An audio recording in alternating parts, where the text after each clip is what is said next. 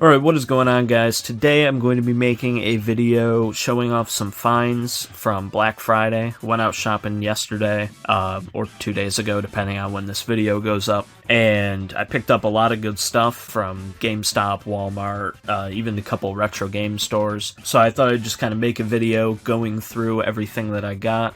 Before I start, I just want to say thank you for all the views on my last video. Last time I checked, it was at 1,300 views, which is pretty crazy because, you know, that's probably the quickest one of my videos has gotten views in a very long time. So thank you guys for watching that, leaving a like, doing all that. I'm also really close to 500 subscribers. I'm like probably 5 away. So if you're watching this video and you enjoy my content, make sure to subscribe, like, comment, do all that. It really helps me out. So anyway, I'm going to start off here with some of the new stuff, and then I'll get into like the retro games later, just because it's the way I have it stacked right now, so it's easier. Anyway, I'm going to start with my Walmart pickups, which are Sonic Frontiers. I've heard very mixed things about it. I know the Switch port's probably the worst one, but it was like half off, which for a game that came out last week is pretty good. So I paid $30 for it. Probably gonna keep it sealed for a while. I don't like buying games to keep them sealed, but I don't know when I'm actually gonna get to playing it. So for now, I'm just gonna keep it like this. I'd like to try it out though, but it's just not very high on my backlog, so I'll get to it eventually. And then I got LEGO Star Wars The Skywalker Saga. I played this for a very little bit on PS5, but I wanted to get my own copy, so I have it on Switch now. I have no clue how good it is on Switch. I hope it's decent. I didn't really look it up. This one was also, purple sticker means $30, so it was half off, and it's a game I've been wanting to actually play through for a while. Because, I mean, I played the original LEGO Star Wars back on the Wii, like, 10 years ago, although it's a little bit different. Next up, from GameStop, I got A Hat in Time. This one, I should have had this a long time ago. I was actually going to buy it a while ago, but I decided not to. From what I've heard, it's really good. I've seen a little bit of gameplay. I've never played it before, so hopefully people were right. But yeah, it's just a 3D platformer I've been wanting to play through for a while. Cheap enough, so picked it up. Next, I got Nick All-Stars Brawl, the Ultimate Edition. I really like Smash Bros. Thought Nickelodeon Smash Bros. Would be kind of cool. This was free on PS5, I think, last month. So I have it on there, and I played it a bit, but I want to have like an actual physical copy. Plus, it's the Ultimate Edition. So it has like DLC characters and stuff like that. And it was like $20, so why not? Next up, this is a little bit of a weird one, but it's a big box. It comes with like a little special car. This is the Hot Wheels Unleashed Challenge Accepted Edition. It just comes in a giant box. It's got this like exclusive car with it. You know, I just thought I'd pick it up because this was like $10. It was cheap. It was a collector's edition, so why not? Next up, I got Ghost Runner for Xbox, which I thought I owned, but I actually looked at it and I didn't, so I picked it up. This one, I remember playing the demo for it on Steam about a year or two ago when it came out. I had a ton of fun with it, so I actually been wanting to pick it up, but it's been kind of expensive. I didn't want to pay $60 for it. GameStop is doing a half-off clearance sale, though, so I got it for $15, which is pretty good. I think the game's pretty good. I mean, the demo was amazing, so I'd assume that the full game's also pretty good, but I haven't played it yet, so I have to try that one out. Next up, this one, I had to go to 3 different GameStops to try to get, because they were out of it everywhere, but it's Ghostwire Tokyo. This one I saw at, I think it was Summer Games Fest, or wherever they showed it off. I can't remember. But I saw it there and I thought it was like really cool looking. Like everything about the game is just awesome. I did not pay $60. It was actually $25, but they just didn't update the sticker. I went to one GameStop. They had the case. I brought it up to the register. They couldn't find the disc for it. So I don't know how that happened. The next store had a pre-owned copy in a generic case, which I didn't want. So third time's the charm. I got the game.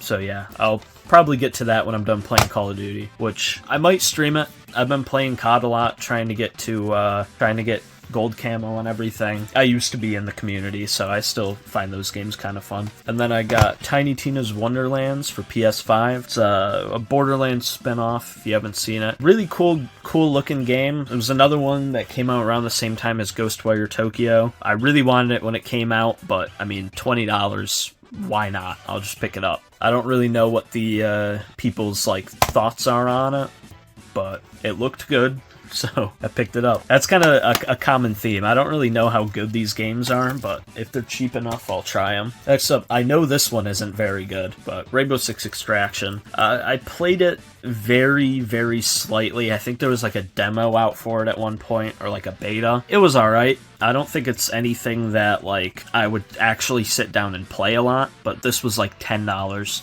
so I thought I might as well pick it up.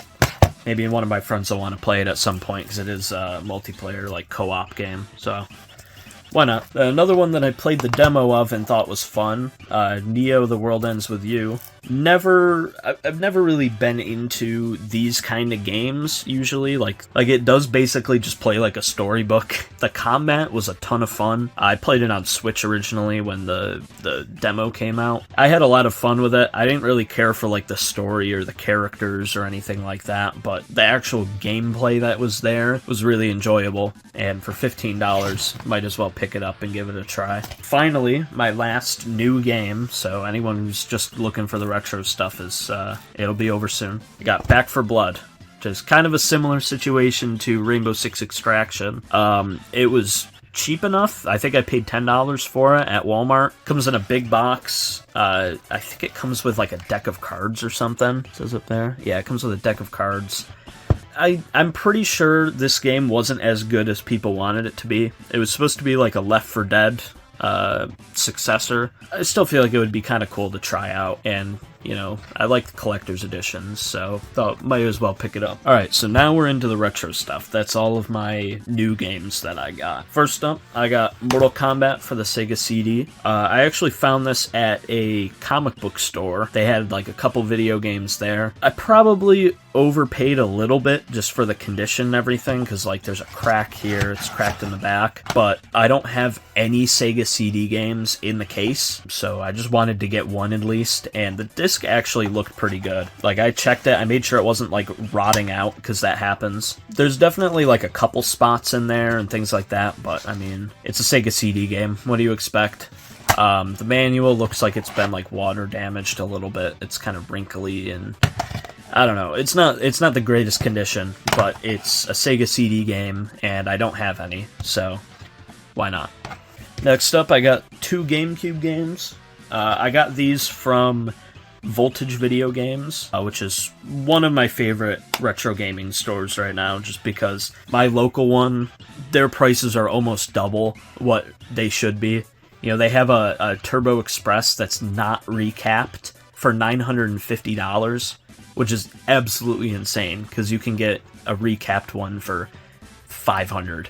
So I don't like going there. I like going further away to this game store, because they have a ton of really good stuff. I got Twilight Princess, first one. I played this on the Wii way back, probably 10 years ago, 12 years ago.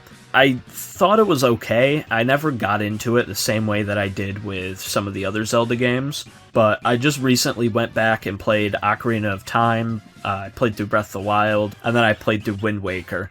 So I wanted to try this out again. I still have it on Wii, but I don't like motion controls, so I thought this was probably the best place to actually play it. I don't know when I'm going to get to this again. I have so many games that are in my backlog, but this is definitely going to be kind of pushed up near the top, because I do think it's a cool game. I've always been interested in it, but I've never actually set aside time to play through. Next up, kind of a similar situation, Prime 2 Echoes. I started playing the first Metroid Prime probably about a year ago. I can't even remember where the area is, but it's you know, the snowy, icy area, and I didn't get past, just because, you know, I lost interest, other games came out, or whatever. But I do want to finish that one up, play through this, and then get 3 on the Wii and play through that. So I thought I might as well get it now, because it seemed like a decent price. I think I might have overpaid a little bit, but they also had a 5 off 25 sale. So if you spend $100, you get $20 off, you know, so I ended up paying under market for all these games, even if the sticker is a little high. So I ended up getting a good deal. The next one I got Rocket Knight Adventures for Genesis. This one I've been wanting for a while. I just think it's like a really fun game. I played it on emulator. I used to have the Sonic Genesis collection that I believe it was on. I had a ton of fun with that. I saw this one here for $80, plus it was at that store, so I got the discount and everything, so I was like, why not? It's in the case. I think it has the manual too. Yeah, and it's like really good condition. Definitely wanted to pick it up. And then finally, I got 4 Super Nintendo games and 1 NES game. First, I got ActRaiser, which I looked it up and I did actually overpay like quite a bit for this, but whatever. It's in relatively nice condition. It's a little yellowed, but not too bad. This one I don't know a whole lot about. I've just heard that it's good, so I thought I might pick it up. Then I got Super Ghouls and Ghosts. I believe this is very difficult. I'm not good at very hard games, but I've heard it's good, so I thought I might as well pick it up. I just tried to kind of pick out things that are like the must-haves for the system. Because a lot of the time I just buy a ton of cheap stuff, so I tried going in there looking for the more quality games, things that I probably should have had already, but I just haven't thought to pick up. So this was one of them. Another one was Turtles in Time. I said this in my last unboxing video, or my last, haul video. A lot of games I pick up because of the music, and this is definitely one of them. I mean, I'm probably using some music from this game in the background of this video. It's just really good. It also helps that it's just a good beat-em-up. So, both those together, I had to get this when I saw it. And the last Super Nintendo game I got is Breath of Fire 2. Believe this is an RPG. I don't know much about it, but I have the first game on Super Nintendo. I picked it up from a garage sale, and I saw this one, I just thought, why not? So just so I have both of them, and I can play through. I think there's only 2, I hope. There's a third one, it's probably expensive. But yeah, I've heard good things about Breath of Fire, so maybe sometime I'll sit down and give it a try. I promise most of these games I'm like planning on playing through. Maybe not finishing, but at least trying them out. It's just I'm close to 1,000 right now. It's really hard to get through all of them, especially when I keep adding more. And the final game that I ended up getting is Castlevania 3 Dracula's Curse. I'm a relatively big Castlevania fan. Like, I originally did not think I'd like it, but I started playing through Bloodlines because, again, the music is what got me into it. And I played through it, and it was like, wow, this is a really good game. So I have let me go grab it. I have a boxed copy of Castlevania 2 that I got a while ago from a flea market, and from what I've heard, Castlevania 2 is not the best one on the NES. I think 1 and 3 are better, don't quote me on that, but I saw 3 here, so I picked it up. Haven't found the first one yet, so I'm still looking. Thought it might as well pick this one up too, because, I've heard a lot of good things about the NES Castlevania games. I just thought it would be a cool one to buy and try out. So anyway, that's it. I didn't buy any consoles this time, I just tried sticking to games mainly. Just mainly because I already have almost every console. I'm just missing out on like the weird stuff here and there. So, I just wanted to get some good quality games to play through on these systems because, I have a lot of really cheap ones that aren't super great. I mean, I have Shaq Fu for Genesis. But, yeah, so if you guys enjoyed this video at all, make sure to leave a like, comment, and subscribe. Like I said at the beginning, we're really close to 500 subs, so if you can, help me out, subscribe, that would mean a lot. But, yeah, guess I will see you guys later. Goodbye.